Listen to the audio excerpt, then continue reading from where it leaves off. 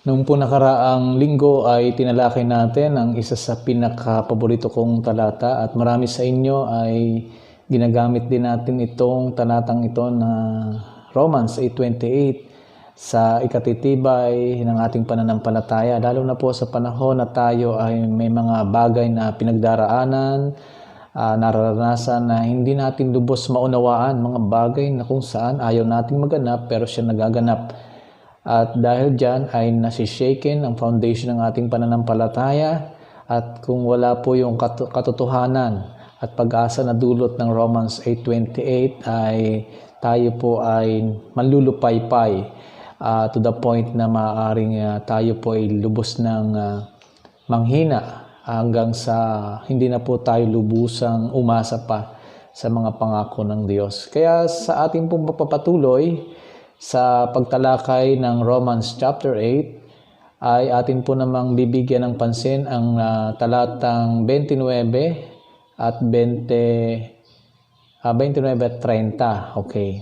29 and 30. At ito po ay karaniwang tinatawag na mga theologians, na mga Bible students na Ordo Salutis, at na ito po yung Latin na ang kahulugan ay order of salvation. Kaya atin pong basahin muna itong dalawang talata na ito na atin pong pagbubulayan. At ako po'y naniniwala na ito ay magpapatibay din sa kaunawaan natin tungkol sa kaligtasan. Una, basahin natin ang verse 29. Sabi ni Paul, "For those whom He foreknew, He also predestined to be conformed to the image of His Son, in order that He might be the firstborn among many brothers." Verse 30, "And those whom He predestined, He also called. And those whom He called, He also justified. And those whom He justified, He also glorified." Tagalogin ko po sa Tagalog ang Biblia version, "Sapagkat yaong mga nang una pa'y kanyang nakilala, ay itinalaga naman niya na maging katulad ng larawan ng kanyang anak, upang siya ang maging panganay sa maraming magkakapatid. At yaong mga itinalaga niya ay kanyang tinawag naman, at ang mga tinawag ay inaring ganap naman niya, at ang mga inaring ganap ay niluwalhati din naman niya." Purihin ang Diyos sa kanyang mga salita. So the ultimate good that we understood doon po sa ating nakaraang pag-aaral sa Romans 8:28 ay walang iba kundi yung glorification. Yung pagkakaroon natin ng bagong katawang panlangit. At kasama po dito yung pagiging na kay Kristo natin. At tayo po ay maging katulad ng ating Panginoong Hesukristo. When we say Christ-likeness, we are talking about sanctification or holiness. At ito po yung ating goal sa ating Christian life. Na po, from the time na tayo po ay nanampalataya sa Panginoong Hesukristo, tayo po ay naligtas at tayo po ay pinagkalooban ng Diyos ng fruit of righteousness, ng kabanalan niya, at sa pamagitan ng Holy Spirit na ipinagkaloob din sa atin, na nanirahan sa atin, tayo po lalo lumalakad sa kabanalan. So, yun po yung ating goal sa ating buhay Kristiyano. At hindi po madali yun. Gaya ng pinag-aralan natin, nakikibaka tayo laban sa naniniraang kasalanan, laban sa impluwensya ng masamang sanlibutan, at laban kay Satanas. At madalas po ay tayo ay bumabagsak sa mga pagtukso ng kaaway. Subalit matatag po ang ating pinangahawakang katotohanan, sapagkat tayo po ay pinawalang sala ng Diyos. There is therefore now no condemnation to those who are in Christ Jesus. So yun po yung ating inaasahan.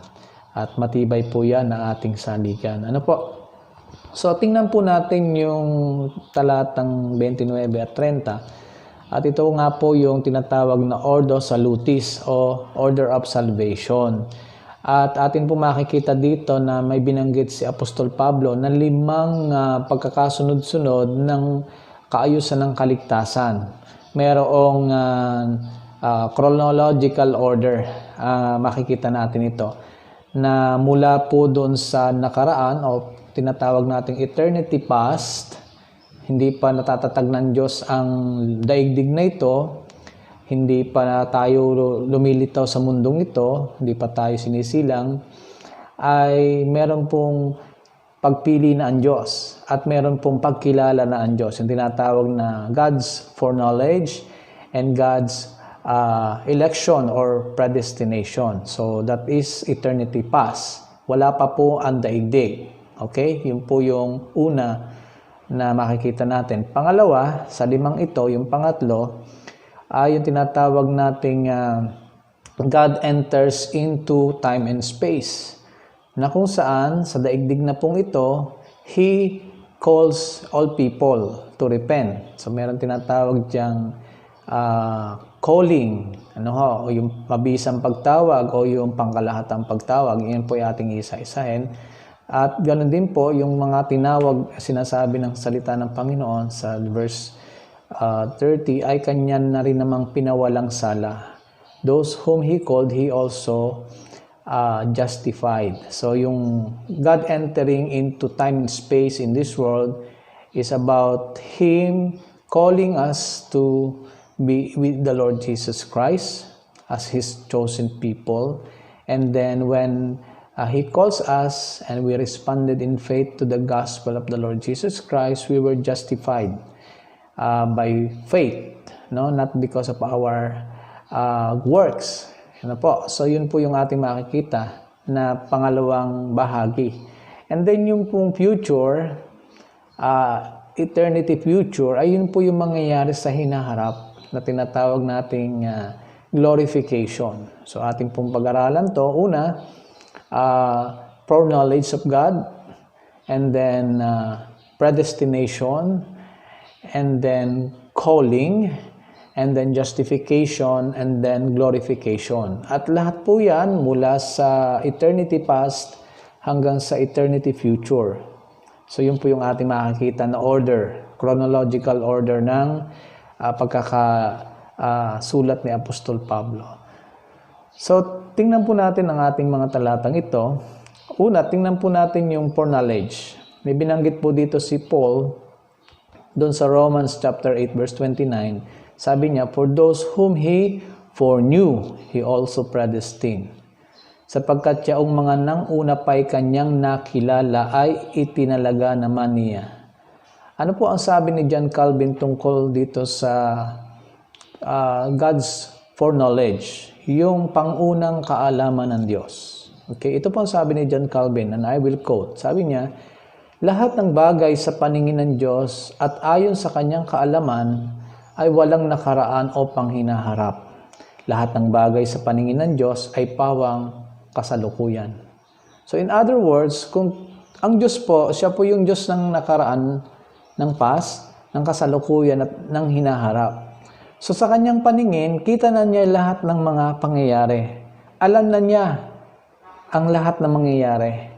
Alam niya na si Adan at si Eva ay babagsak sa kasalanan. In fact, sabi nga ni Calvin, inordain pa ng Diyos na si Adan at Eva ay bumagsak sa kasalanan. But when it comes to foreknowledge of us, pagkilala sa atin o papahalaga sa atin ng Diyos, ito po ay nangyari bago pa nilikha ang daigdig.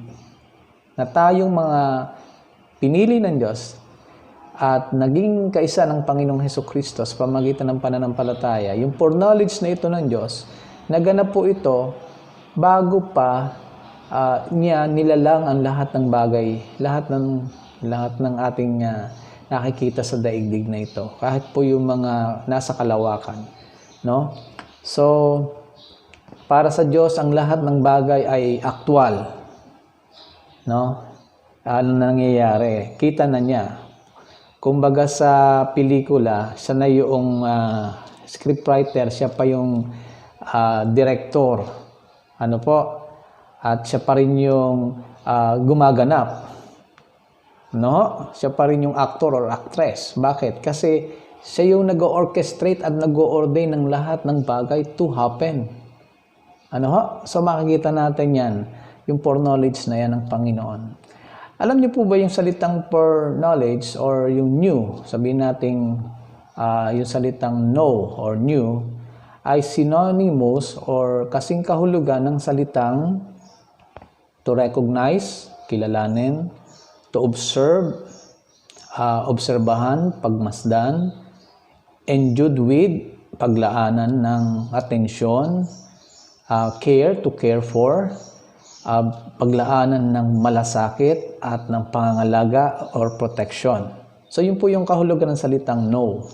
Hindi lamang po yung merely intellectual knowledge, kundi yung kanyang, sabihin nating, pagbibigay ng pahalaga at atensyon. For example, when Moses used the word new, when it refers to Adam, sabi doon sa Genesis chapter 4, verse 1, kung hindi ako nagkakamali, Adam knew his wife. No? So, yun po ay tungkol sa kay Adan at nagkaroon siya ng pakikipag-ugnay o pakikipagtalik sa kanyang kabiyak na si Eva. Ibig sabihin, Adam knew his wife, pagkaroon siya ng malalim na kaugnayan at pagpapahalaga at pagkalinga at pag-ibig, pwede nating sabihin pagmamahal kay Eva. Ano po? So, this is synonymous with those words. To recognize, to observe, to endued with, to care for, and to protect. So, ganun din.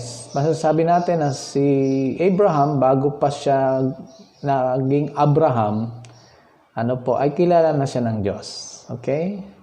So, yun po yung foreknowledge of God. Tinawag na siya ng Diyos bago pa siya maging Abraham. Kasi ang dati niyang pangalan, Abram. Ganun din, makikita natin ang pagkilalang ito ng Diyos, pangunang kaalaman sa buhay ni Prophet Jeremiah. Sabi doon sa Jeremiah chapter 1 verse 5. Sabi ng Diyos kasi ayaw ni Jeremiah ng pagtawag ng Diyos na maging propeta siya. Parang hesitant siya na sumunod. So ito yung sabi ng Panginoon sa Jeremiah 1:5. Before I formed you in the womb, I knew you. And before you were born, I consecrated you, I appointed you a prophet to the nation. So bago ka pa nalikha sa sinapupunan, bago ka pa nagawa, at ang Diyos din ang gumawa, kay Jeremiah at maging sa ating lahat, I knew you, kilala kita. In other words, meron ng pangunang kaalaman ang Diyos patungkol kay Jeremias, kung ano hitsura niya, kung ano yung kanyang magiging papel sa kaharian ng Diyos, na siya ay itinalaga ng Diyos para maging propeta. So you see, there is already a foreknowledge of God. At yan ay nasa sa atin. God foreknew us. May pangunang kaalaman ang Diyos sa atin na tayo ay sasamba o sasampalataya o maliligtas dahil sa pag-ibig niya sa atin. So yun ang foreknowledge. Yun ang una. Alam ng Diyos ang makikilala sa Kanya. At tayo yon na Kanyang, pangalawa, pinili. Yung salitang predestined or chosen. Sabihin natin basahin natin yung verse 30. Sa verse 30 sabi dito, and those whom He predestined, He also called. Balikan natin ang verse 29. Sabi sa Tagalog, sapagkat siya mga nang una pa'y kanyang nakilala, ay itinalaga naman niya na maging katulad ng larawan ng kanyang anak, upang siya ang maging panganay sa maraming magkakapatid. In English, for those whom He foreknew, He also predestined to be conformed to the image of His Son, in order that He might be the firstborn among many brothers. So, He predestined. He also predestined. Itinalaga. Ano ba ibig sabihin ng salitang predestination or predestined? So sabi po ni John Calvin, and I quote, from eternity past, God once and for all decided in His eternal unchangeable counsel those He would accept for salvation and those He would leave to destruction.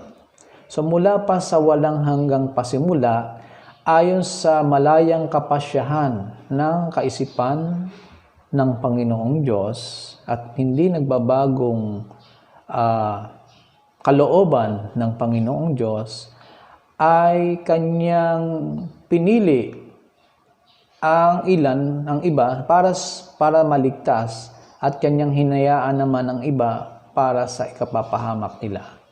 So this is predestination. So ito yung pinaka masasabi nating controversial na doctrine ng tulip, ni Calvin, So masasabi natin na paano nangyari na ang Diyos ay pumili bago pa itinatag ang patibayan ng mundo ng mga taong kanyang ililigtas, at yung iba naman hinayaan niyan sila sa kanilang ikapapahamak sa eternal damnation. So ang basis po dito ay ang Ephesians chapter 1 beginning verse 3 hanggang 6. Ating pong basahin ito kasi napakaklaro dito yung predestination. Sabi ni Apostol Pablo sa Efeso 1:3 hanggang 6, purihin nawa ang Diyos at Ama ng ating Panginoong Hesukristo na siyang nagpala sa atin ng bawat pagpapalang ukol sa Espiritu sa sangkalangitan kay Kristo.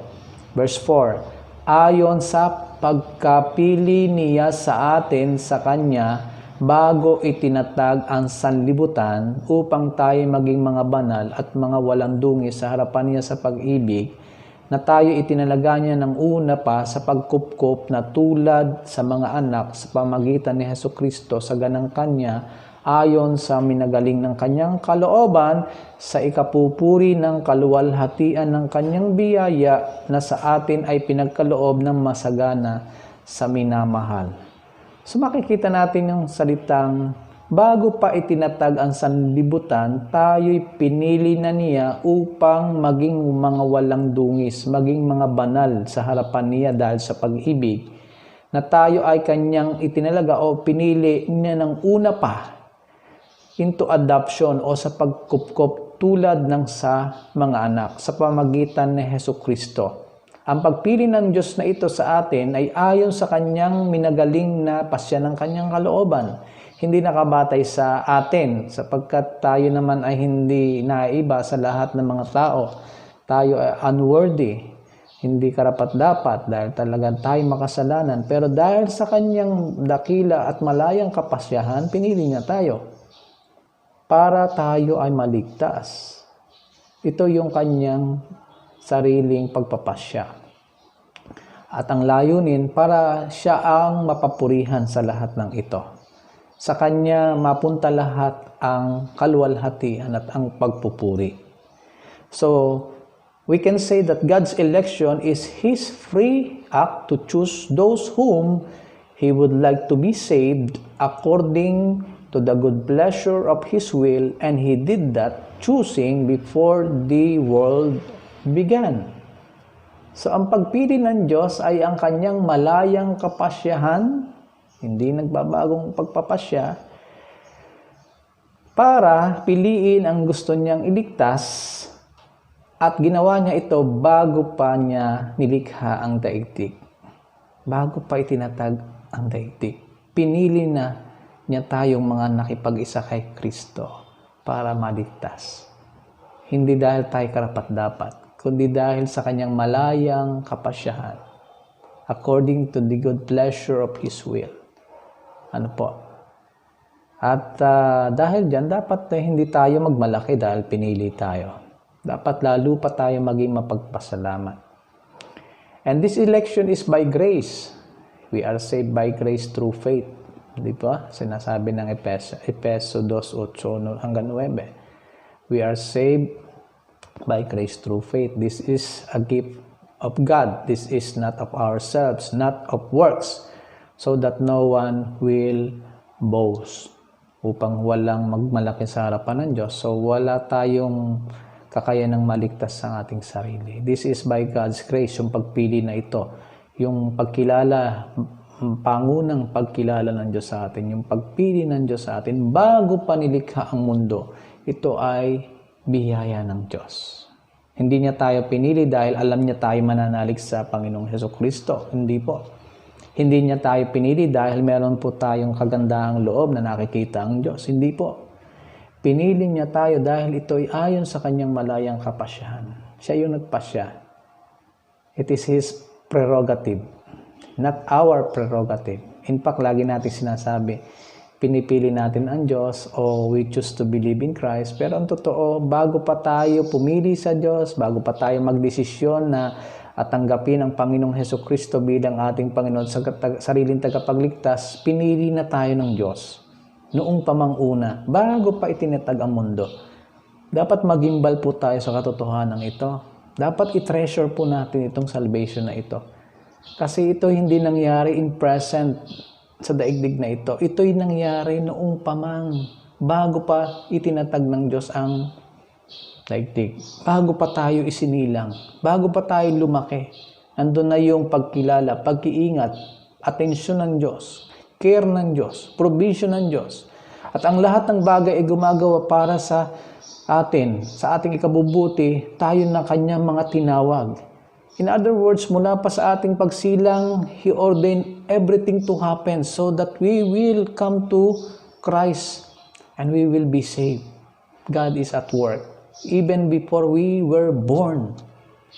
Imagine that, mga minamahal ko. And that is the eternity past that happened. A decision of God to save people for Himself even before the world began. No?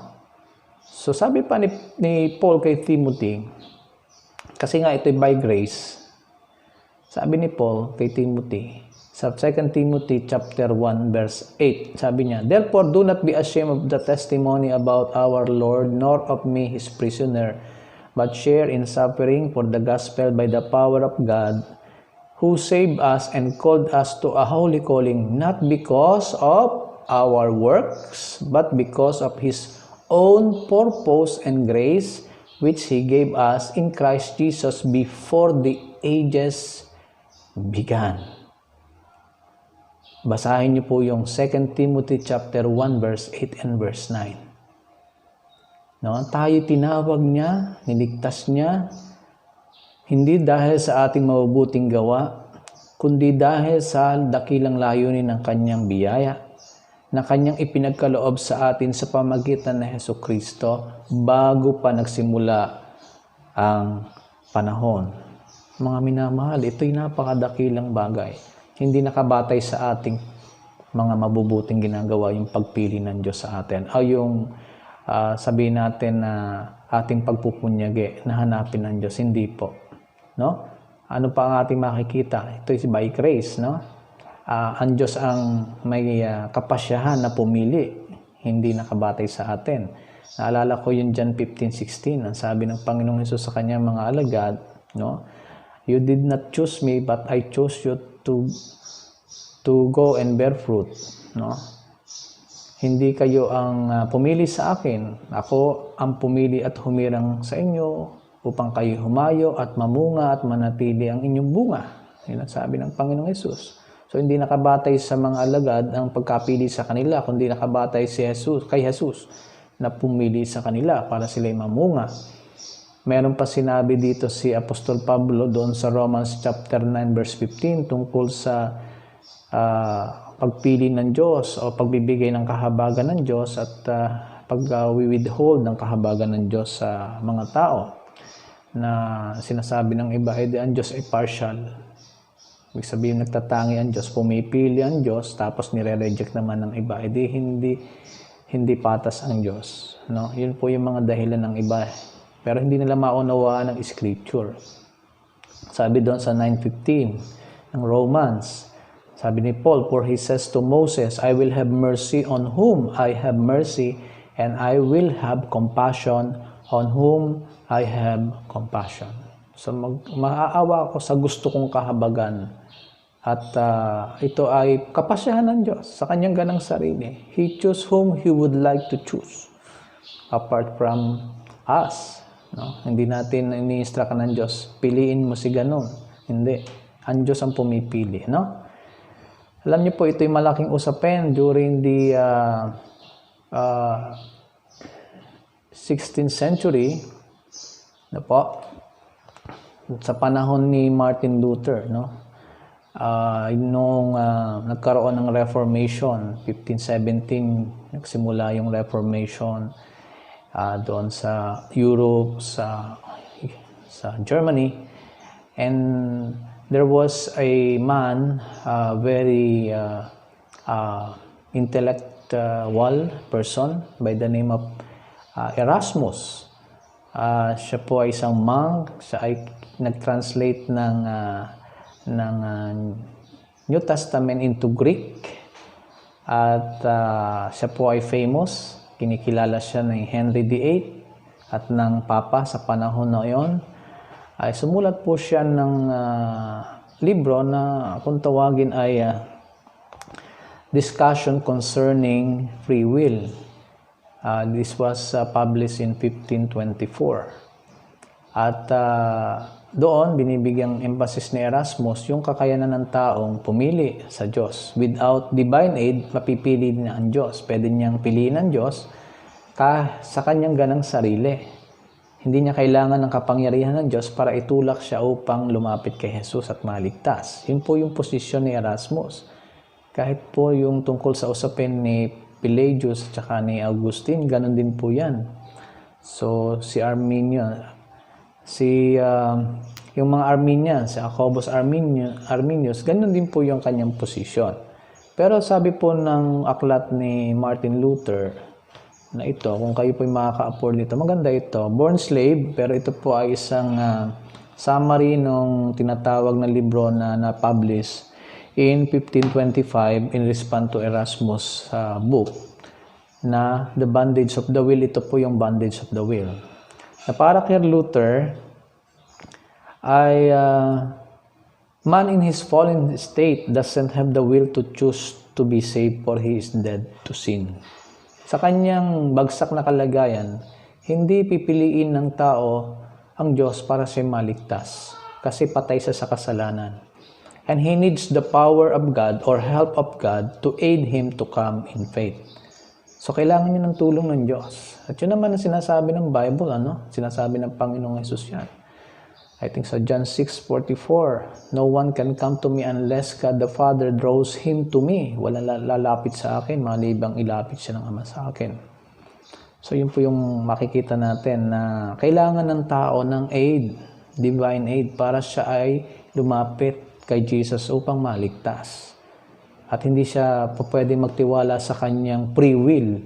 Kasi yung free will, apektado ng fallenness, ng pagbagsak ng tao sa kasalanan.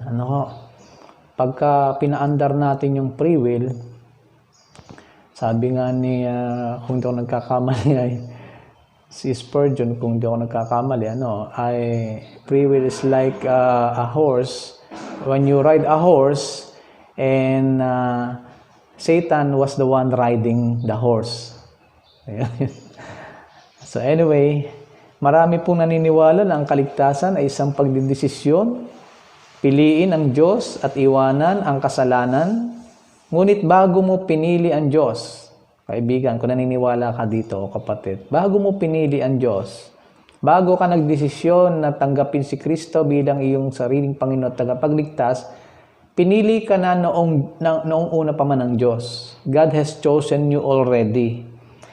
Kasi hindi ka naman mananalig sa Diyos, sa Panginoong Hesukristo para maligtas kung hindi ka niya pinili. At hindi ka maliligtas kung hindi ka rin naman niya tinawag. So una, God foreknew you.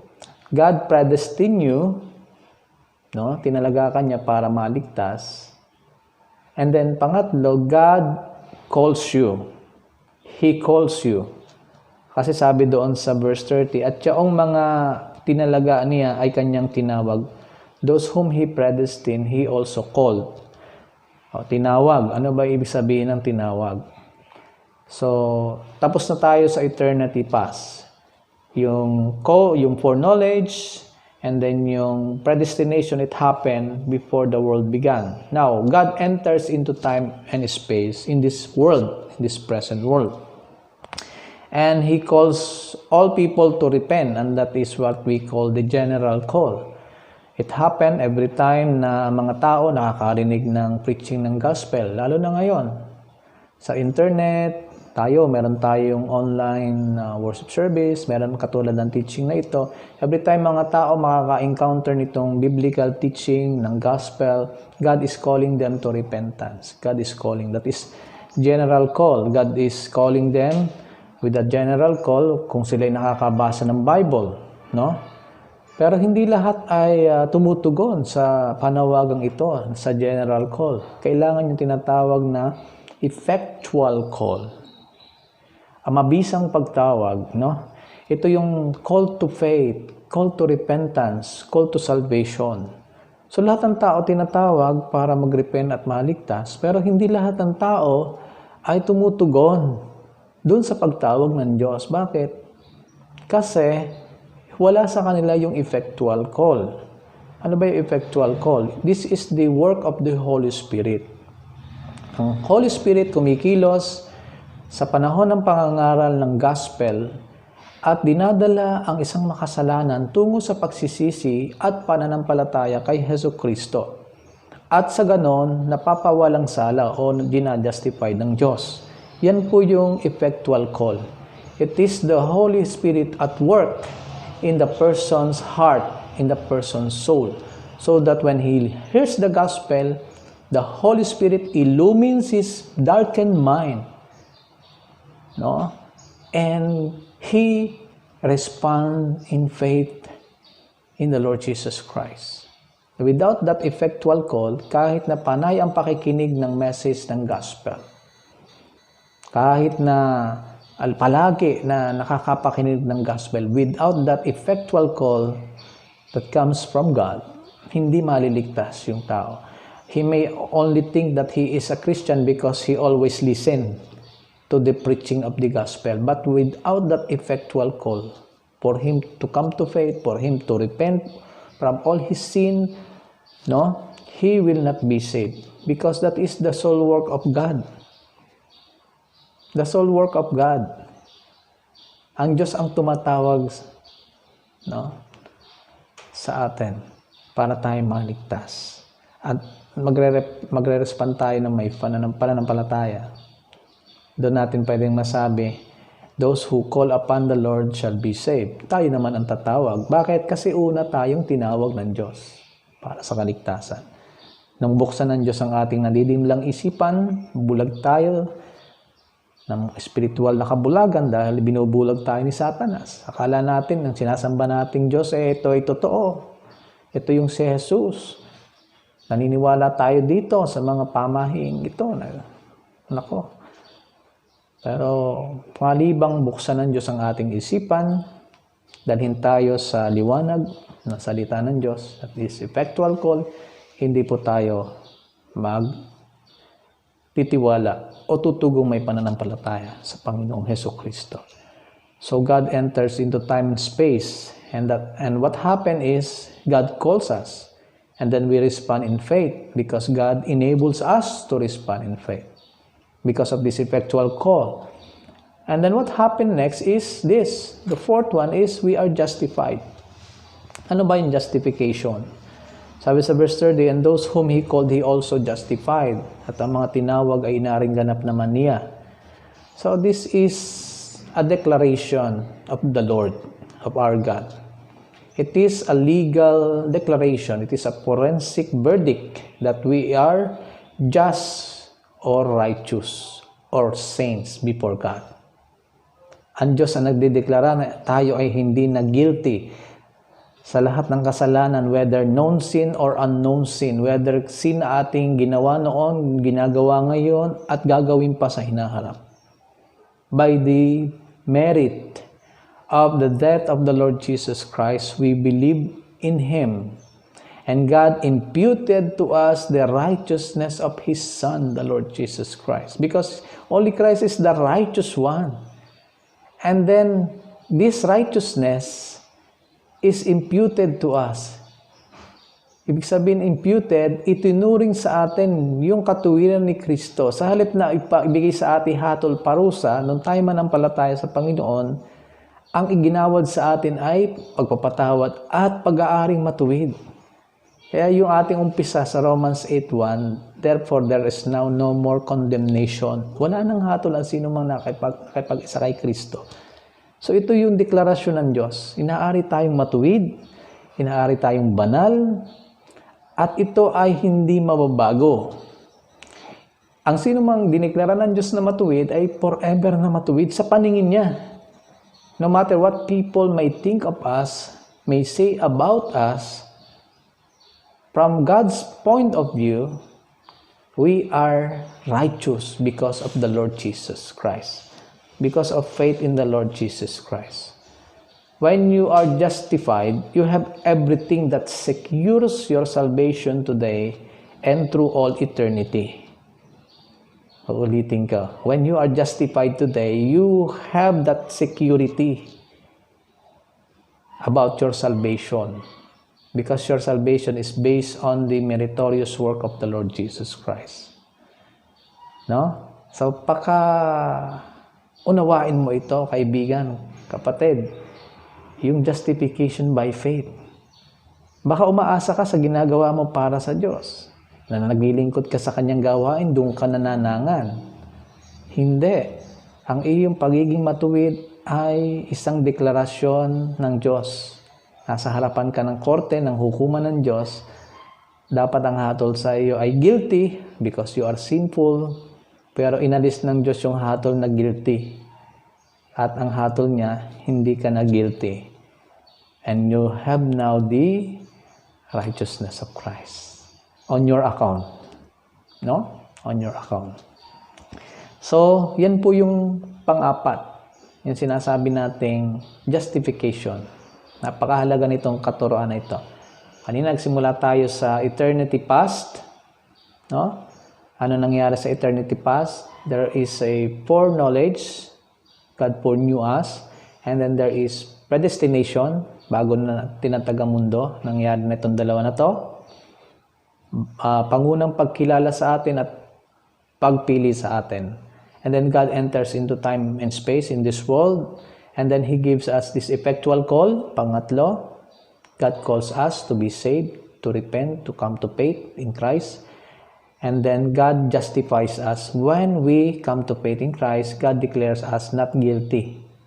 Na yung deklarasyon na ito, mangyayari pa doon sa future judgment.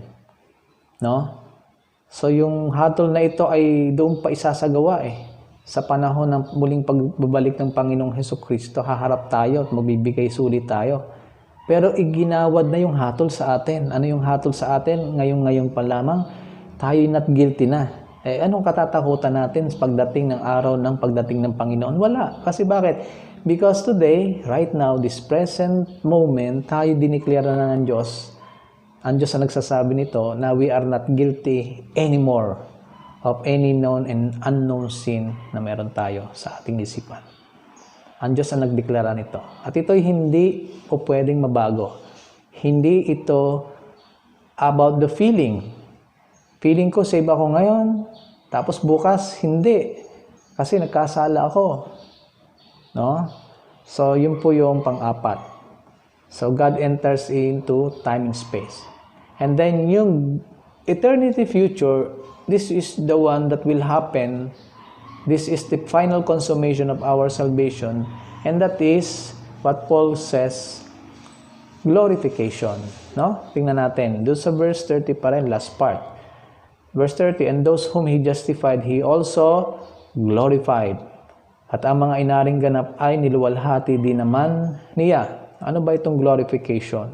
Well, alam natin ito. This is about the resurrection of our bodies. Itong ating katawang ito na masasaktin, mamamatay, tumatanda, nanghihina, ay papalitan ng katawang panlangit sa muling pagbabalik ng Panginoong Jesus. Ano po? We will have what we call what the Bible calls heavenly bodies or glorified bodies. Ang ganda nito, ano? At tayo mamumuhay, titira sa bagong langit at bagong lupa, new heaven and new earth.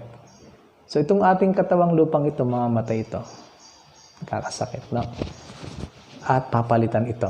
Yun ang ating dakilang pag-asa. Kailan ito mangyayari? Eternity future. eternity future. So this is the order of salvation.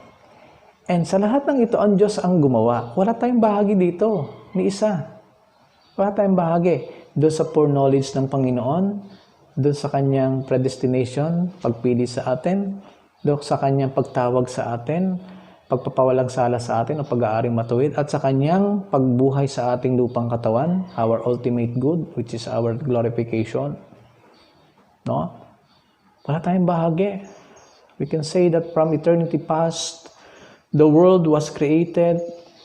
From eternity past, before the world was created, before there was a sun, there was a moon, there were stars, God foreknew us, nakilala na tayo ng Diyos, at pinaglaanan na tayo ng Diyos ng kanyang pag-ibig, atensyon, pagkalinga, pag-iingat, bago pa nilalang ang mundo. Also, before the world began, before we were born in this world, God predestined us. He chose us to be in Christ. He does this not because of any merit on our part, but because of His great love and mercy, for His own purpose and glory. And then God enters into time and space in this present world, calling us with an effectual call through the preaching of the gospel and the illuminating work of the Holy Spirit in our hearts, as He shed light, the light of God's word to us, to our darkened soul, wherein we respond in faith in Christ's saving work on the cross. And then we were justified by faith in Christ, God declaring us not guilty anymore of any known and unknown sins we have committed, presently committing, and those sins we are about to commit in the future. It is so because of the righteousness of Christ that is imputed to us on our account. So we live by faith, and this is our life here on earth, between the ascension of Christ to heaven, and then the coming of Christ back to this earth. This is what we call the church age. No? Our pursuit or goal in this world while we are here is to be like the Lord Jesus Christ, to conform to the image of the Lord Jesus Christ. No? And we do it not through our own strength or ability. We have the power of the Holy Spirit. He is with us. He lives with us. And then we will continue to pursue Christ-likeness in this world. Although this is not achievable here perfectly, but this is our goal, to conform to His image until we leave this world and be with God, and then we will be clothed with immortality, to be glorified with all the saints. We will have a new body, and this will happen in the final resurrection, and we will be with God forever and ever in eternity future.